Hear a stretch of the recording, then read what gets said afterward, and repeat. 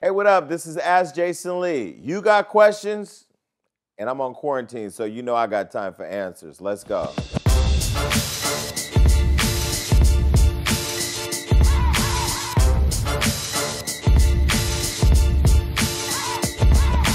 I've been here on quarantine for about 2 weeks. That feels like it's going on 2 years, and I know that I owe you guys answers to questions that you submitted, so I wanted to take some time to get to you today. A lot of us are hopefully spending this time evaluating what we need to be working on or things that we were already working on and get ready to launch and how to perfect it because we have the time. And I keep trying to tell people with all the time on our hands, this is the time that we always said we didn't have enough of to do the things that we were really passionate about. I've been spending my time sleeping, watching all the Netflix shows that I never knew existed, and also looking over my business and looking at ways of kind of tightening things up and doing things a little bit more efficient. So I wanted to answer some of your questions. Thank you to everybody in advance who submitted your questions. And I'm going to tell you before the end that you can go over to HollywoodUnlocked.com and find any of our Ask Jason Lee posts. Leave a video on Yappa. That's an app there on our post where you can leave a question, a video question about something that you want me to answer, and I might just include it in the show. All right, so here we go. The first question comes from @prettygirl_831. Are you worried about everything going on in the world? I mean, I'm a human just like everybody else. Of course, I wake up every day, say a prayer, and then I go straight to the news to find out what's happening. I don't think I've watched more news than the last couple weeks in my whole entire life.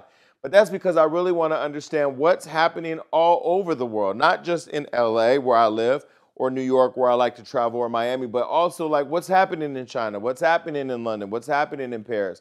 I think the one thing that I'm getting from the whole coronavirus pandemic is that it's a reminder of how humanity works, right? All of us have our own individual lives and our individual crises that we're going through. But in the midst of what's happening right now, we're able to see that what affects one affects the other. You can be all the way over in Wuhan, China, but it can touch us all the way over here in New York City in the United States. And so I've been really just concerned with how the world is responding to the pandemic, how the world changing every day is affecting how we're responding to the pandemic, and also that this is hopefully making people really think about the people that we're putting in offices, whether it's your mayor, our mayor here in Los Angeles, I don't feel has moved fast enough to really lock down the city and to put us on more of a restricted quarantine as a mandate. And so I've been more concerned about using my platforms to share with other people in Los Angeles what I think about the fact that our city and our state not locking down fast enough has caused more of a crisis to occur. I'm ready to get back out there. I don't want to stay stuck in my house. I know you probably don't want to stay stuck in yours, but this is just a reminder of how we should all be really active in the political process. Regardless of where you stand on party line, you should be involved in making sure that the right person is in office representing you and your needs. Because right now, a lot of our needs aren't being met. And that's because we have a lot of faulty leaders. But I don't want to go there because some people feel the way they feel. But nonetheless, make sure you're choosing this time to be a time of reflection. So that way, if we ever find ourselves here again, God forbid we don't, we have the right people to help get us through. Question number 2 comes from @Glowy2331. Do you think all of America will eventually be on lockdown? I've said from the very beginning that I think this entire country should have been on a lockdown for at least 30 days. If you look at what's happening right now in China, how they immediately responded to locking down the country, or not immediately, but ended up locking down the whole country and going on quarantine, we now see that their numbers are changing. Less people are catching the coronavirus. And in fact, because we haven't followed suit, we now have the most reported cases in the entire world. And so, yeah, I do think we should have locked it down. But again, without us being involved in the political process to put pressure on our local and state representatives and our president, we're going to continue to have a very misguided leadership or misguided direction in our country, which is going to lead us to where we are right now. And honestly, I'll say, look, am I one to, sit in my room and complain about, or sit in my apartment and complain about just the president or mayor or whatever? No.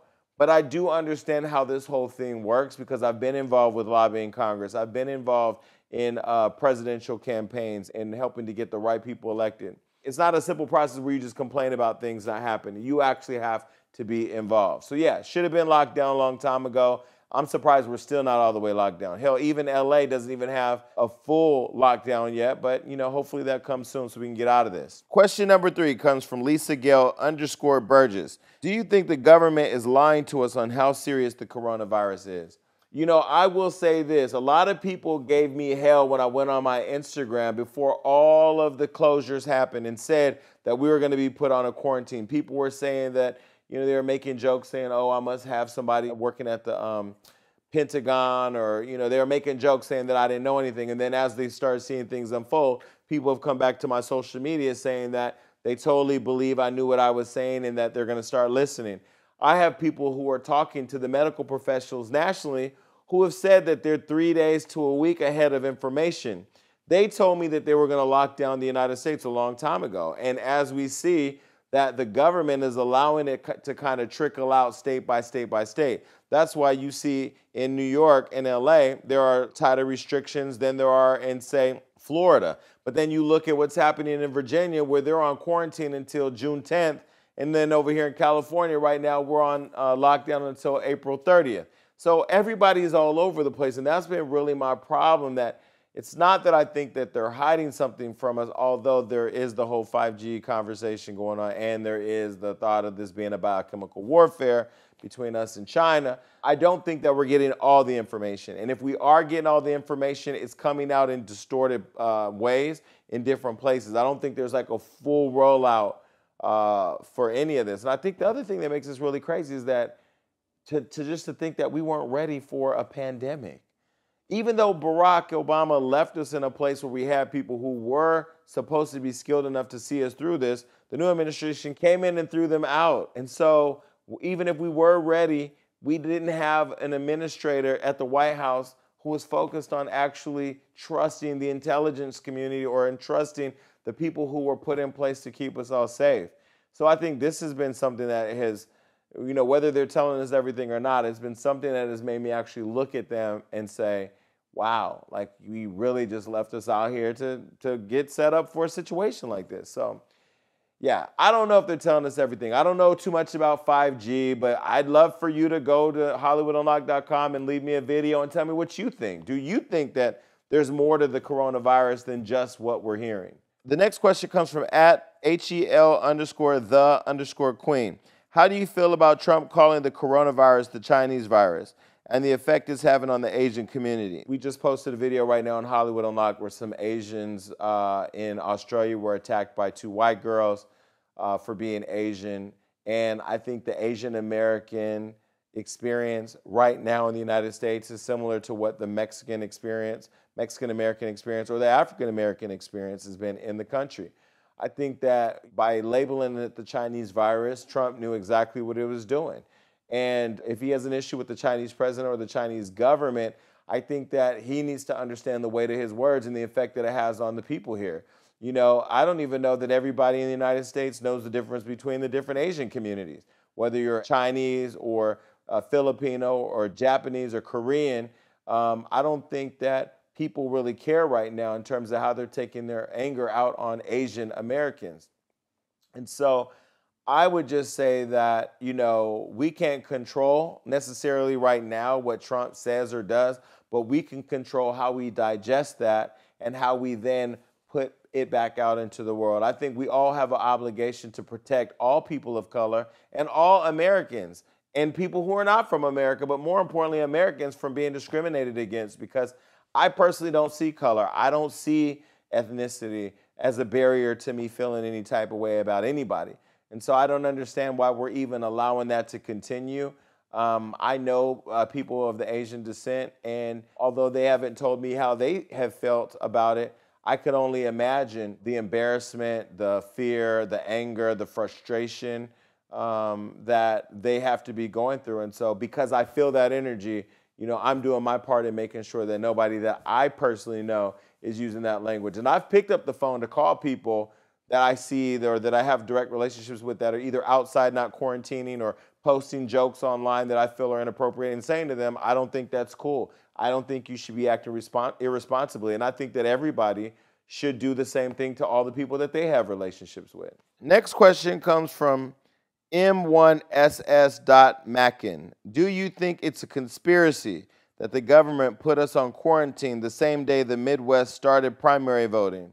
I'm not going to focus my energy on conspiracy theories. Again, if you believe that there's a conspiracy, or any of you watching believe there's a conspiracy, go over to this post on HollywoodUnlocked.com and leave a video comment on our Yappa app and tell me what you think, because there's so many conversations going on out there. I don't know what people think or don't think is happening. What I will say is that we should be focused on the things that we can control right now, and that's how we stay safe.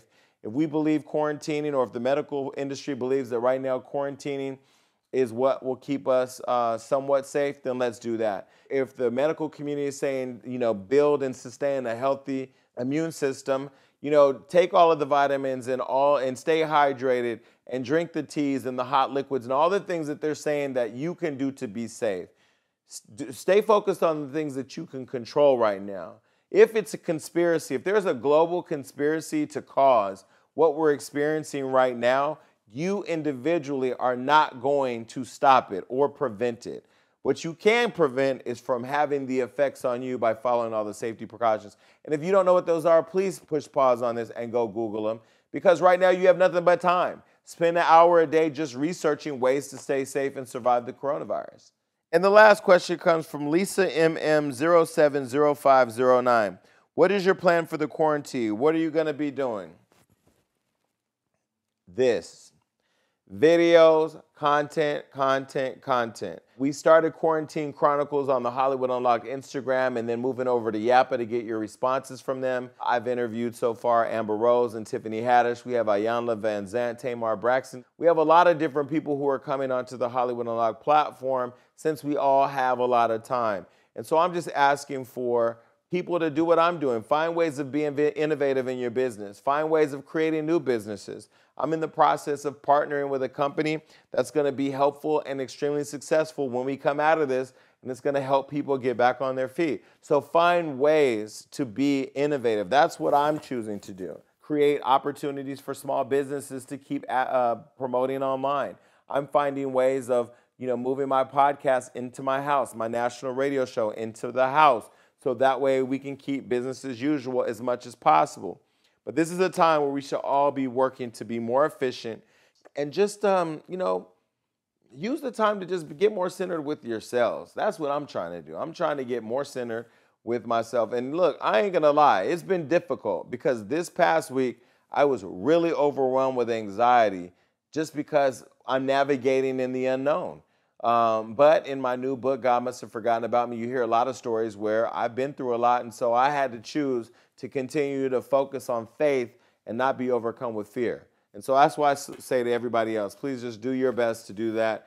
Go over to HollywoodUnlocked.com, leave a video, tell me what you're doing to stay busy, and tell me what you believe other people should be doing to stay busy during this time, and I will share those on Hollywood Unlocked's Instagram. But until then, I'm out. Peace.